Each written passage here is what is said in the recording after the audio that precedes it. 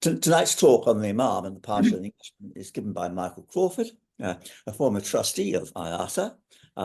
Michael's an independent historian, a qualified barrister, and a former diplomat.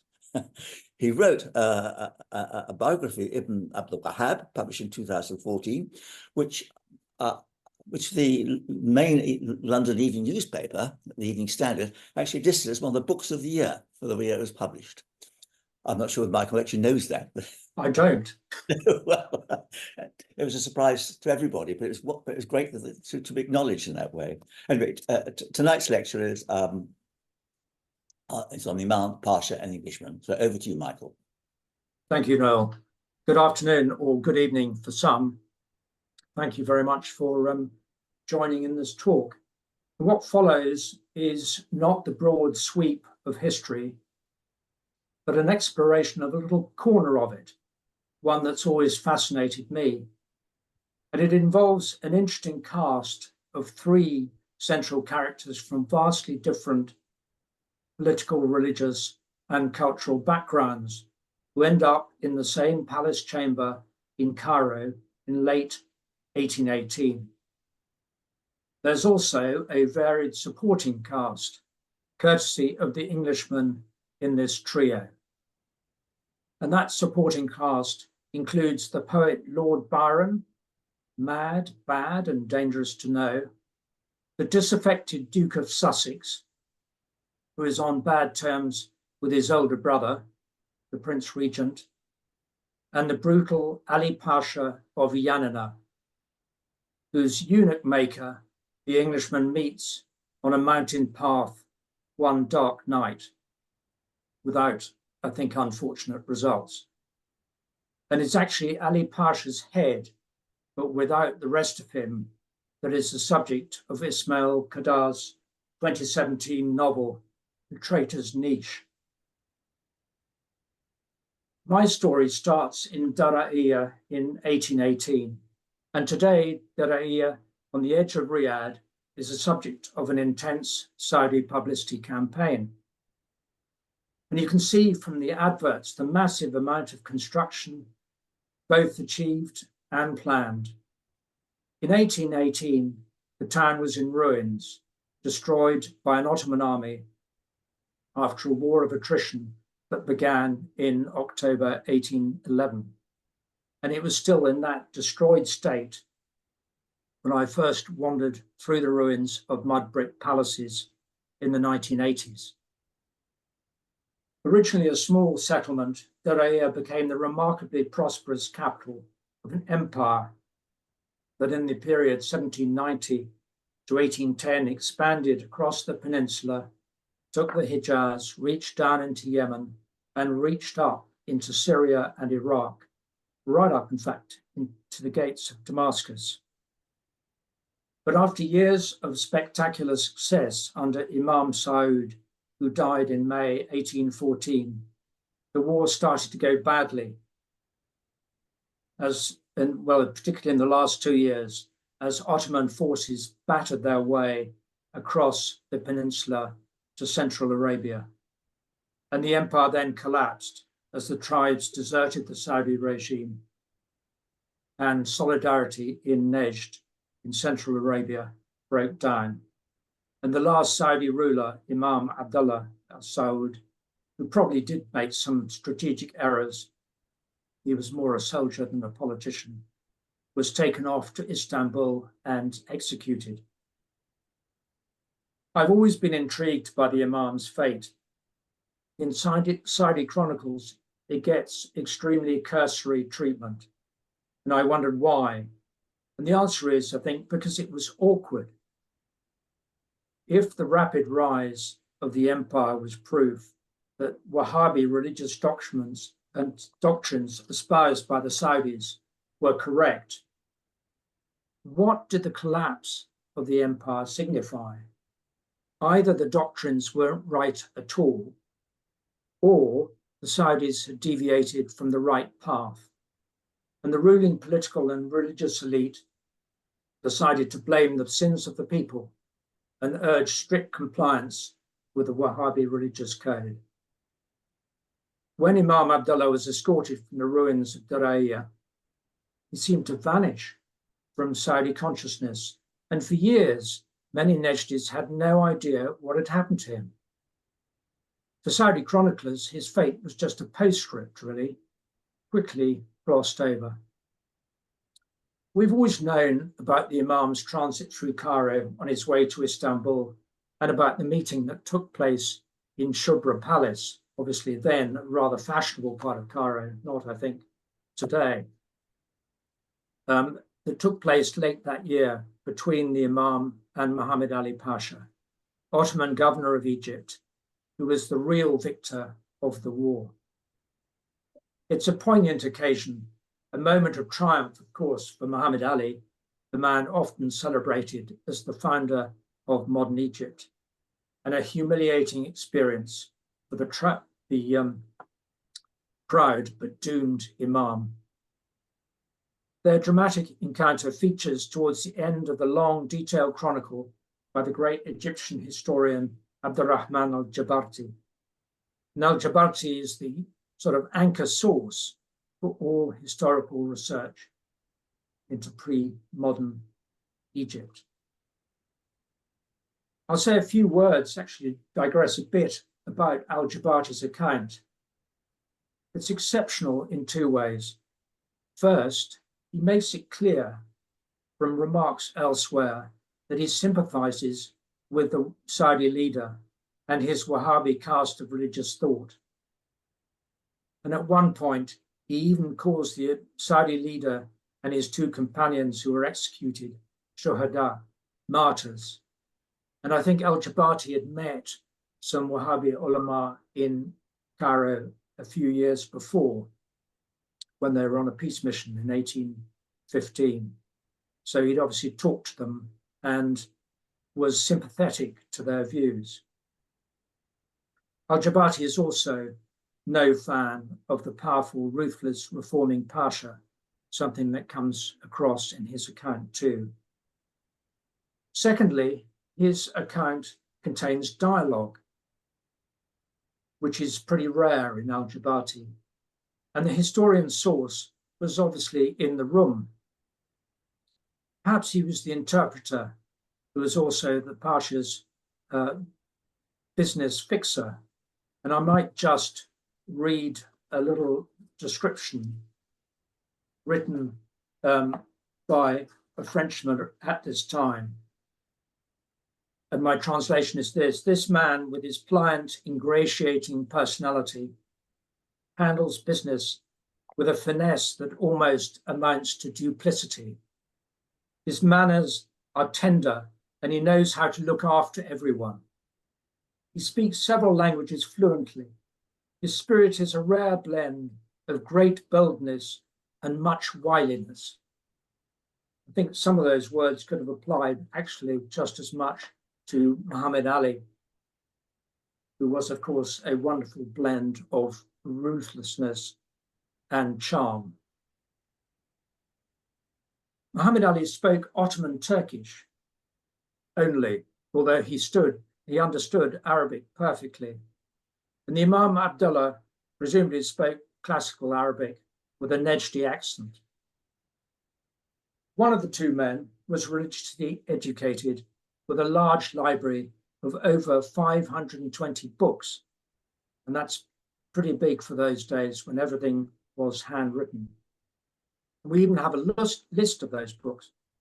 And the other was illiterate until shortly before the meeting. It's pretty obvious which way around it was. It was the interpreter, I think, who was the tutor for the Pasha and taught him how to read and write, although he'd been governing Egypt since 1805. Also in the room, surprisingly, were at least two Englishmen. One of them, called John Bowes Wright, whom I shall talk about in a minute. He'd met the Imam earlier in one of the garden palaces, while Muhammad Ali was busy. And the Pasha dealt with many, many Europeans during his long career. But this was probably the only Christian the Saudi leader had ever met, although he'd exchanged what you might describe as rather scratchy correspondence with the British in the Gulf, that is, with the East India Company. But he never met them in person, although he sent various emissaries. Bowes Wright wrote up the meeting in previously unpublished correspondence with a friend in Newcastle. I was unaware of his existence or of his presence at this meeting until alerted by Will Facey, another one-time trustee of this association's forerunner, who gave me access to all the relevant letters and indeed was editor for my book. So my thanks go to Will for this, but also I'd like to commend his exceptional contribution to Arabian studies over the years via the excellent, beautifully produced editions he's published and his own writings. And I have many of his books and enjoy them enormously. And I hope you won't mind me expressing that broader tribute to his impressive work over decades. Since he's not on the screen, his blushes, I guess, are obscured from the rest of us. Bowes Wright was a well-connected, well-educated man of the second rank. He came from Newcastle in the north of England and was a fellow of Jesus College, Cambridge. He was in the position of being paid by the college without ever having to teach or even to meet a student, a situation that many academics might regard as enviable.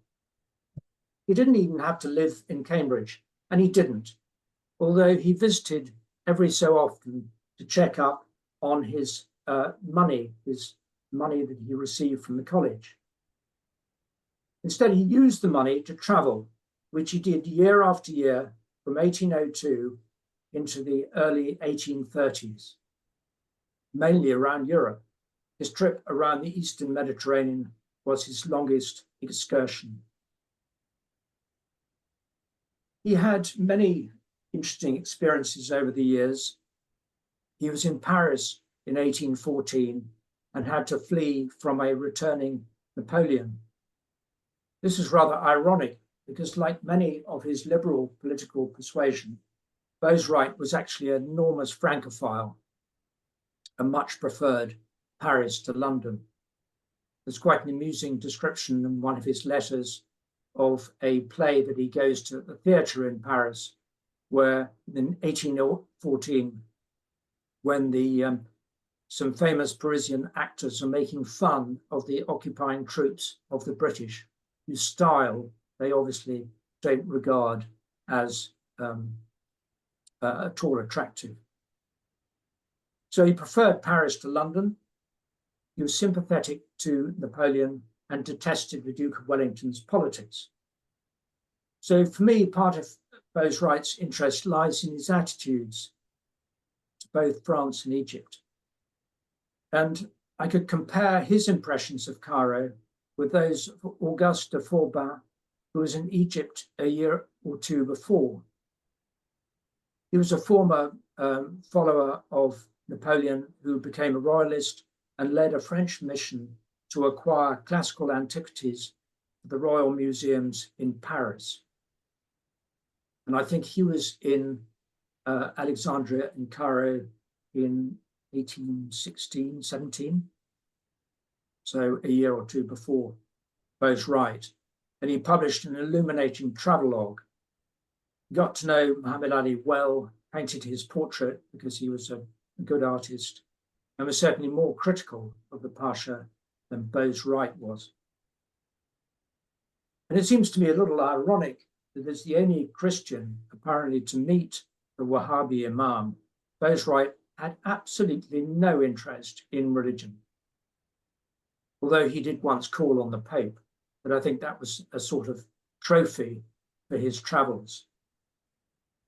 One historian has expressed the view of people of Bowes Wright's political persuasion in this way: to offer religion to a Whig was like offering garlic to a vampire. Bowes Wright was not particularly curious about the Saudis and readily accepted the usual Egyptian and Ottoman tropes about the Wahhabis without really querying them in the way that de Forbin did. Bowes Wright was a Freemason. I don't subscribe to conspiracy theories about the influence of Freemasonry, but I am interested in it as a powerful network.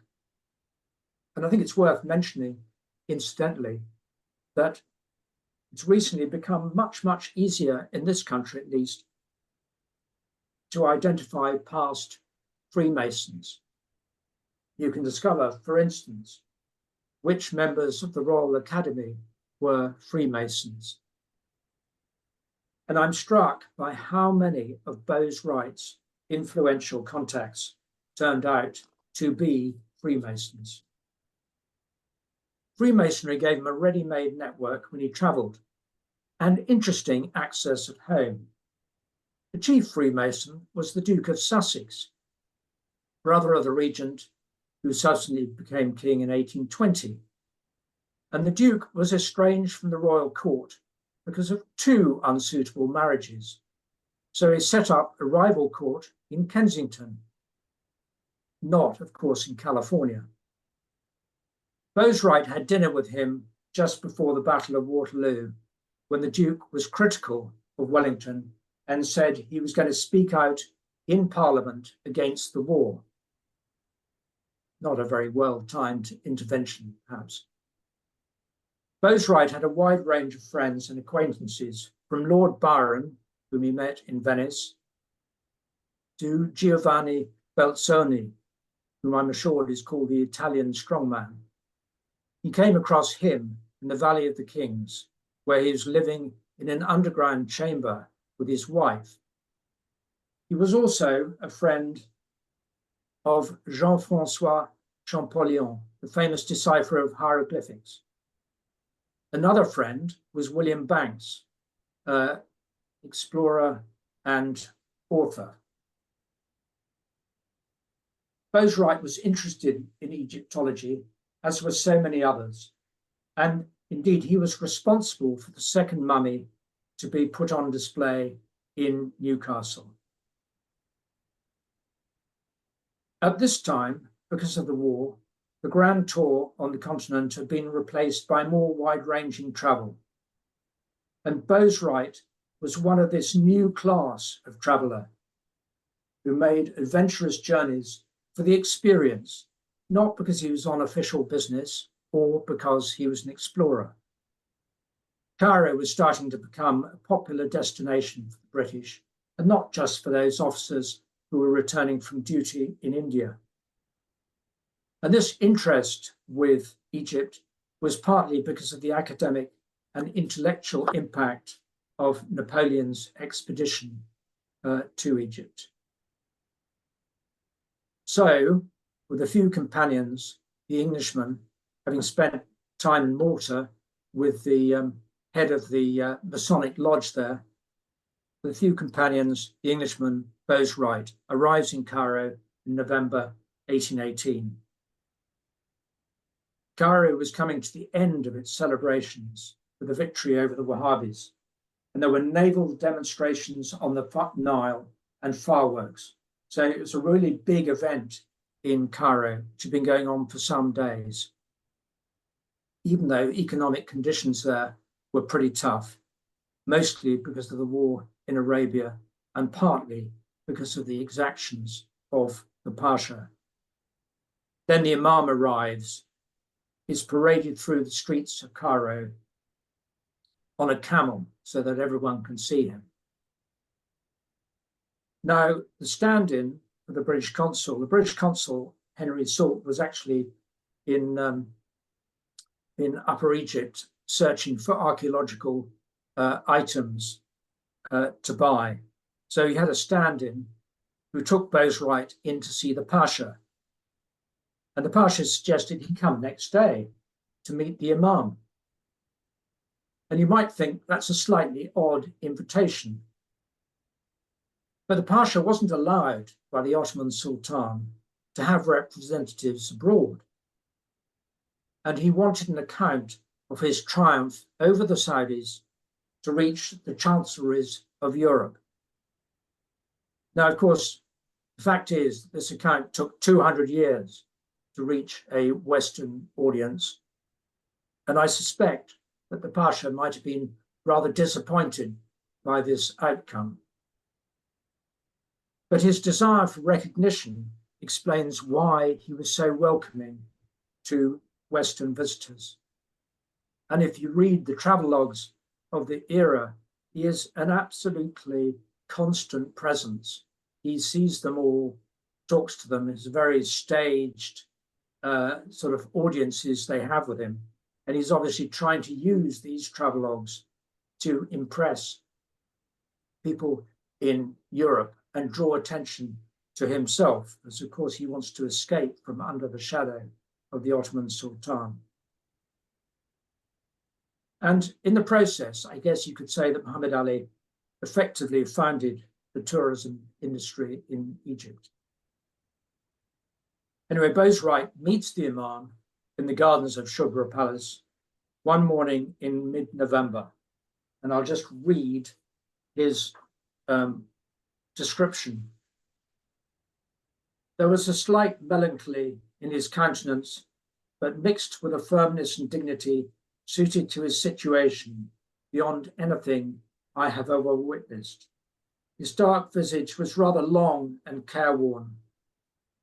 He wore a red shawl wrapped around his head and a loose brown and white camlet robe, and in every respect appeared, as he was, a perfect chief of the desert. His secretary and treasurer were also present.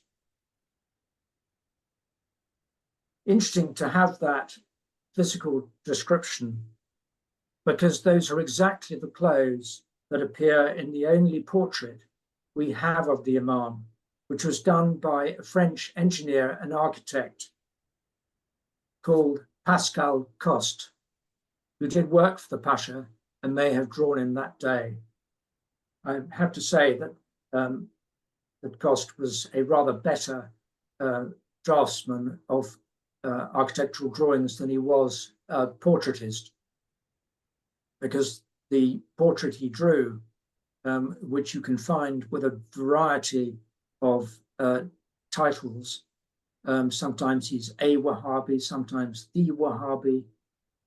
He's even on the walls of the British residence in Cairo as a Wahhabi. Anyway, Coste was also close to the Pasha's interpreter, which is probably why he was around the palace gardens that day and drew his image of the Imam.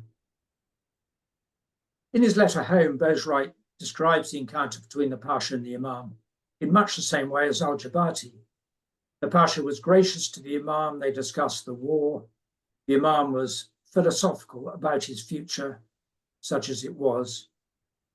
He had not tried to escape his fate by fleeing from Dara'iyah, which he could have done, and he probably saw himself as having earned God's punishment by making mistakes in the campaign or in some other way. And the Pasha offered to intervene with the Ottoman Sultan, but the Imam was fatalistic.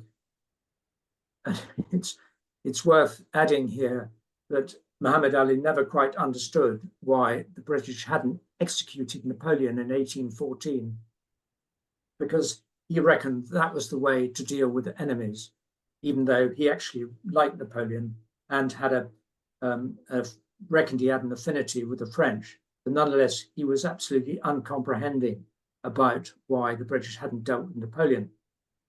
So for him to offer to intervene with the Ottoman Sultan doesn't sound entirely sincere. The dramatic moment comes when the Imam produces the remnants of the Prophet's jewels that his father had taken from the Prophet's mosque in Medina in 1807. That had been a cause célèbre at the time, leading to outrage in Cairo and with the Ottomans. And it compounded the humiliation the Ottomans felt at the occupation of the holy cities by the Saudis in 1803 to 1806.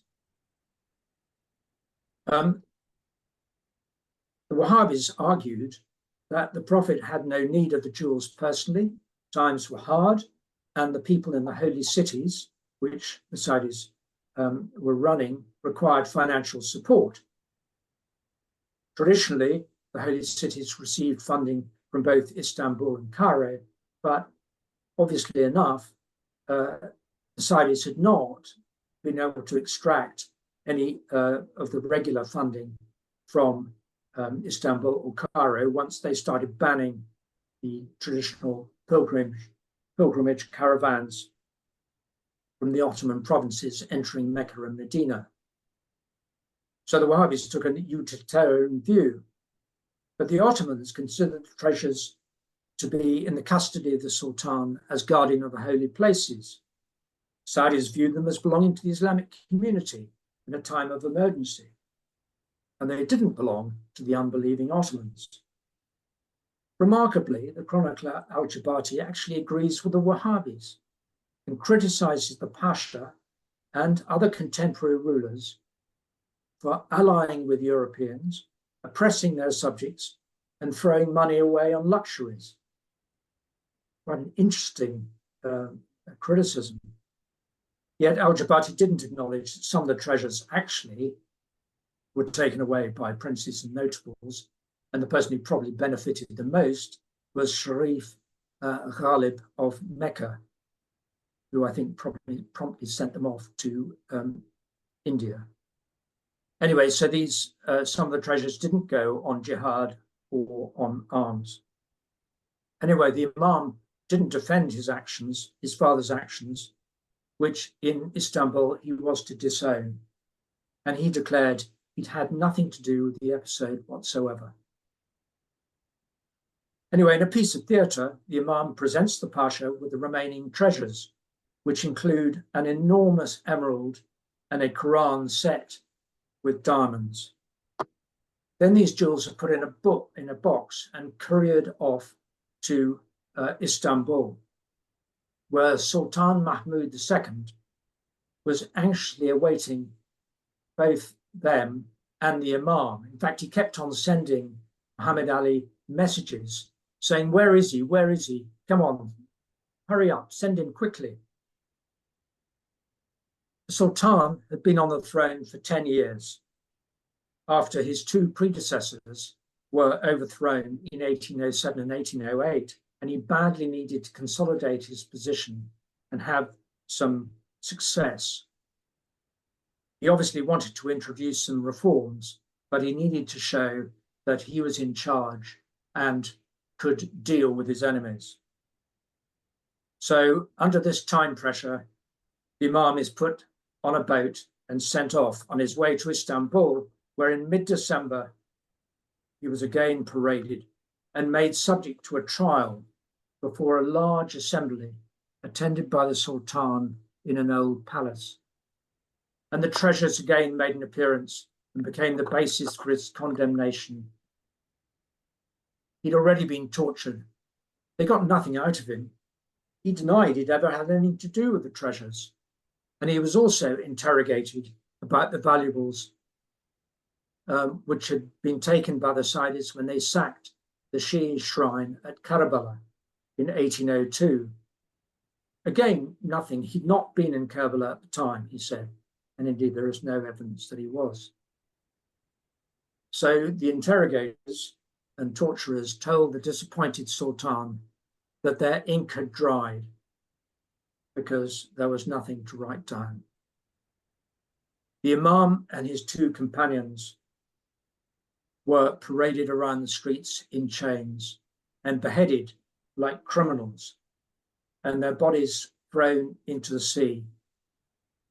And the Sultan, of course, made the most of his rare moment of military triumph by releasing debtors, distributing funds to mosques and schools across the empire. At this time, senior Ottomans were strangled and criminals were beheaded. In London, the tradition was the reverse. Criminals were hung and senior figures were beheaded. Now, of course, the tradition in Saudi Arabia is for Imams, kings, to be buried in an unmarked grave. Imam Abdullah had no grave at all. Now, Sultan, of course, had reason to be pleased with Muhammad Ali and his brutal son, Ibrahim, who actually was the conqueror and destroyer of Dara'iyya.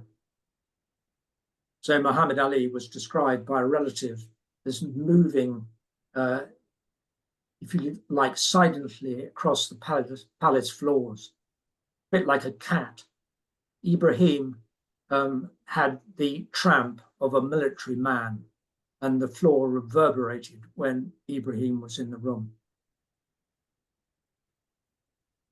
Sultan was right to be suspicious of both of them. The Imam was the one accused of being a rebel, even though the Ottomans had never had any sovereignty or suzerainty in Central Arabia, but it was actually the Pasha who became the true rebel.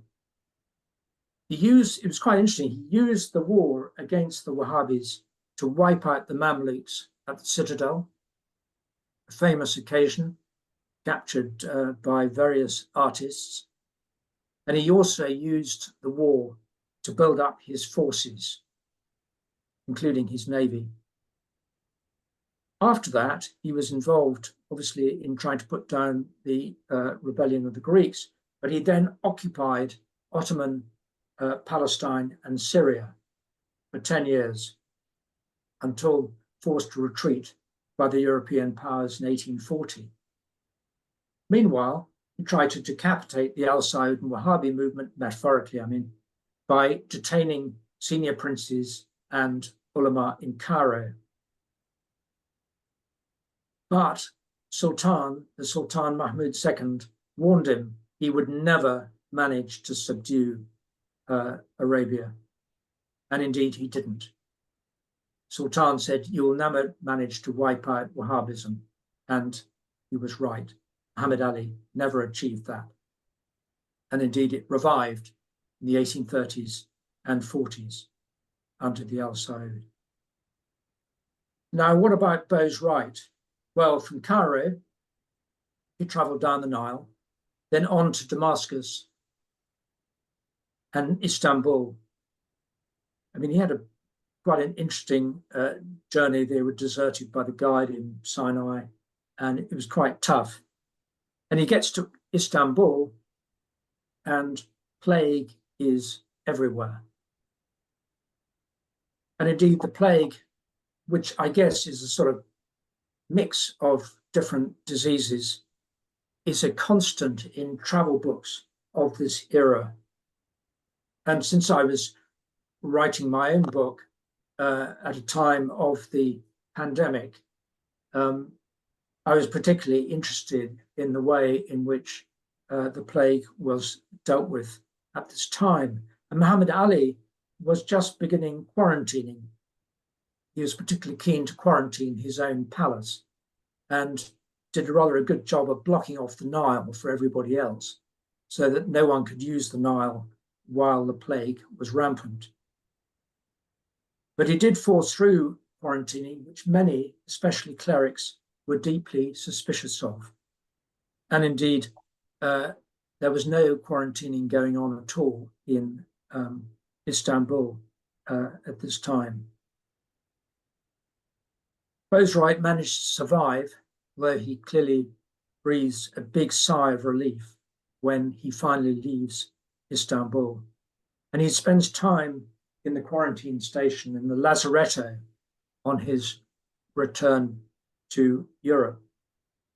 And I've sort of wondered whether it might not be possible to compile a compendium of writings which were authored in these kind of quarantine stations, because a lot of people spent weeks stuck in quarantine stations.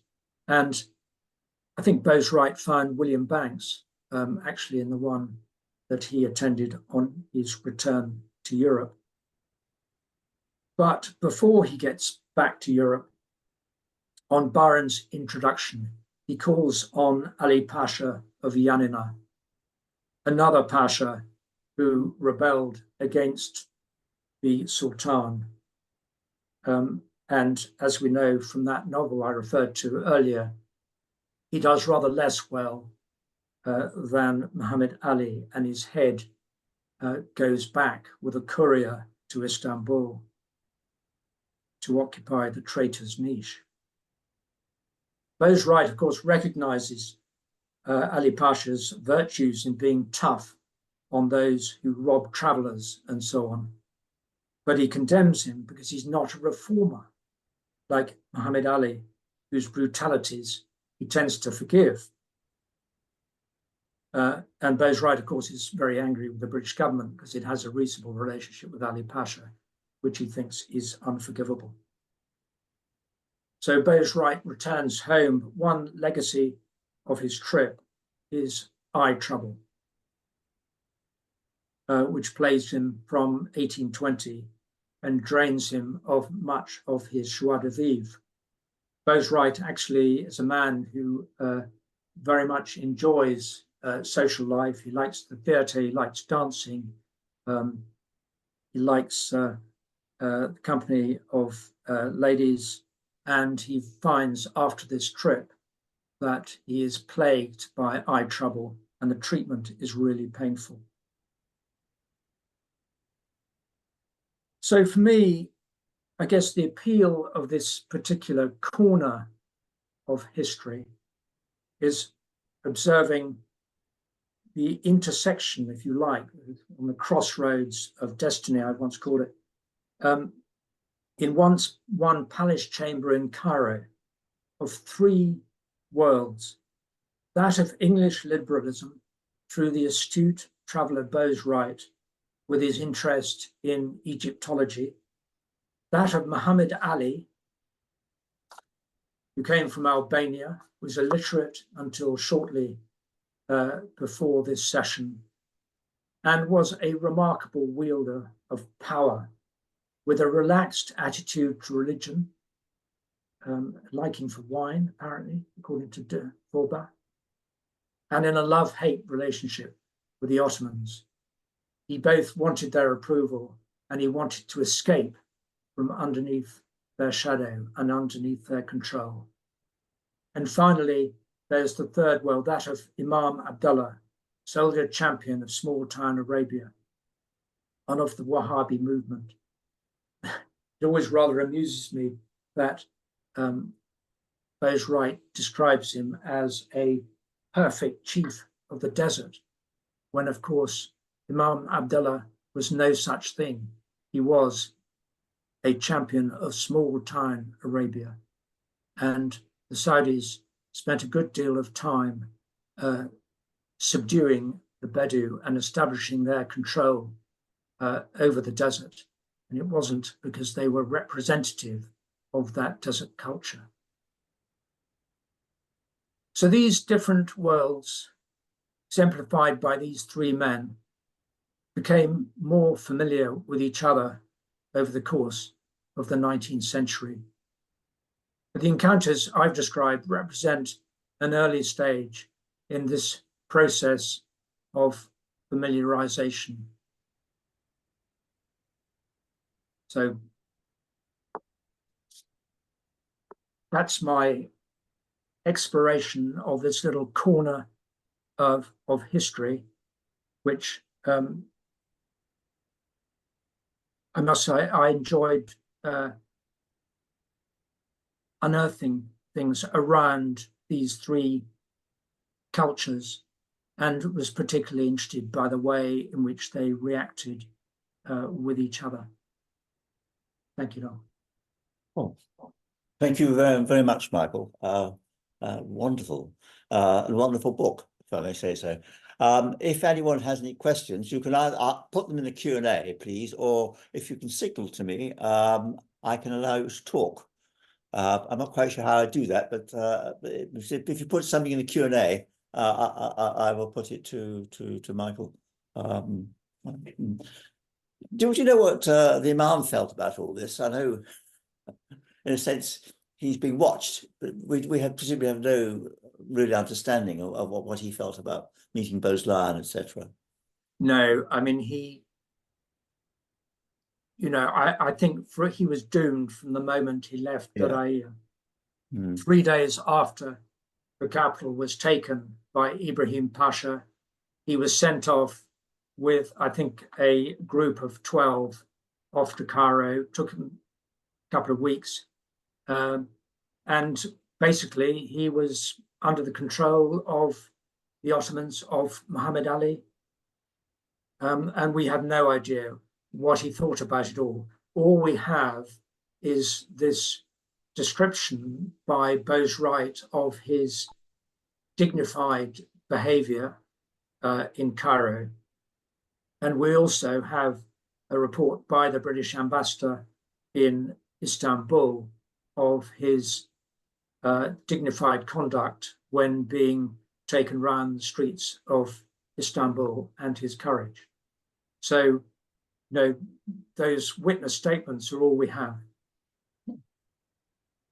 There's a couple of questions in the Q&A. One from an anonymous attender. Can you elaborate on al-Jabati's views on the Wahhabi stance on jewels, treasures? Yeah, I mean, the Wahhabis presented a utilitarian argument, which was basically, these jewels are there. They're not serving any purpose. They are there for the glorification of the Ottoman Sultan. And the Saudis actually found various pieces of paper begging God to grant them success with this or that, which had obviously accompanied the gifts to the Prophet's mosque. Now, for the Wahhabis, that was sheer unbelief. So their view was that these things should be used for the benefit of the Islamic community. And al-Jabati, when he saw the way that that governments around the Middle East were blowing their assets, on fripperies and their own luxuries and etc., obviously felt that actually the Wahhabis were right about that, and these jewels should be used for giving arms to people, supporting education, and for jihad. And instead, he reckoned, you saw the Pasha and various other rulers, allying with Westerners, a la Frange, a Frange, perhaps.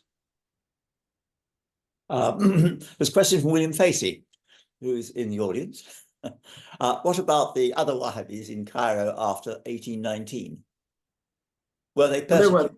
There were actually 200 or 300 Saudis and Wahhabi ulama who were taken off to Cairo, including the head of the Wahhabi religious establishment, Abdullah ibn Abdul Wahhab, and several of them were actually taught by al-Jabati.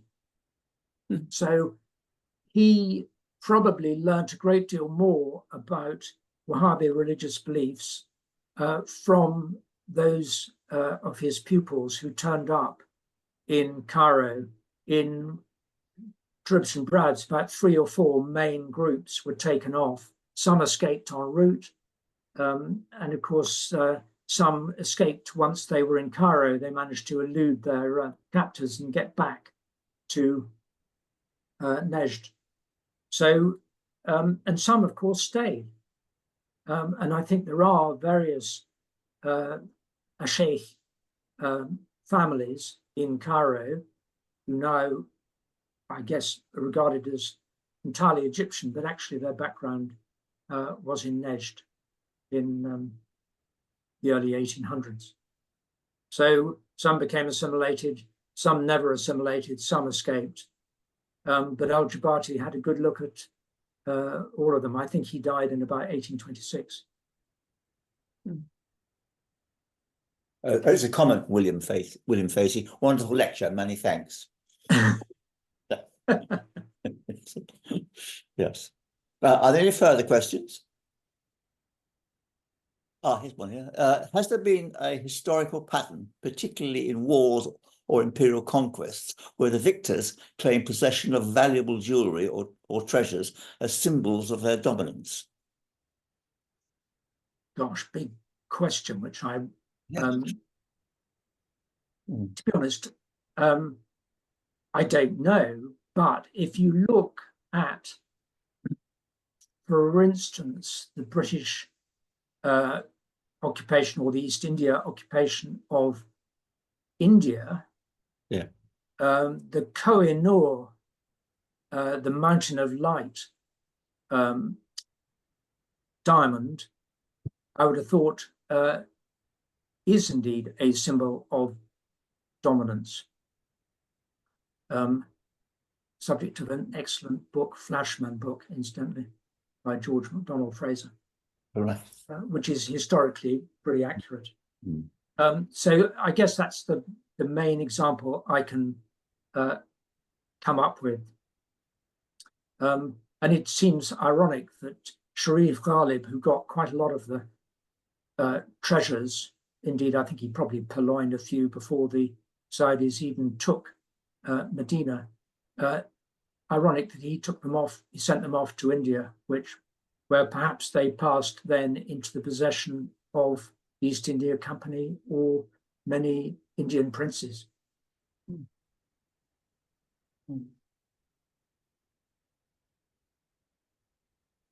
Well, Bowes lands, his account was simply, it was in existence, but not people were unaware of it. Were there any? I mean, was the British wasn't Mr. Salt, but the British consulate? Did they report on this at all, or was it something that? Well, they didn't. I mean, actually, the stand-in British consul was a man called Briggs, whose interest was running a business with the Pasha. So his interest in diplomacy was quite slight, but he was helpful to Henry Salt by paying his salary, which otherwise he never received from London. And it was, of course, absolutely normal practice at this time for consuls and ambassadors to engage in a bit of trade on the side. Briggs was more than 90% trade and perhaps 10% standing in for Henry Salt. Yeah, yeah. But I suppose from the Ottoman point of view, the execution of the Imam really, it just interrupted the Wahhabi movement. It didn't actually achieve the objective, as in fact you were saying was a view. Well, the Sultan's primary objective was to get the holy cities back.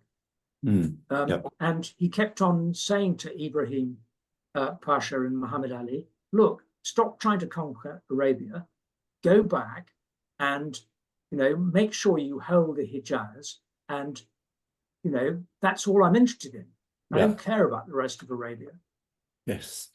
But Muhammad Ali, I think, reckoned that what the Sultan wanted to do was to set him and Ibrahim Pasha with a permanent wall on the Hijaz border, so that the Wahhabis and the Saudis would keep coming back and would tie them up so that he couldn't pursue his other ambitions. So I think he was deeply cynical about the Sultan's instructions. And of course, it was difficult for the Sultan when Muhammad Ali had given him this big victory to tell him, to get back in his box and stay in the Hijaz and not try and conquer Arabia. Yes. Yeah. A cynical view, but I think probably justified. Yeah. Are there any further questions?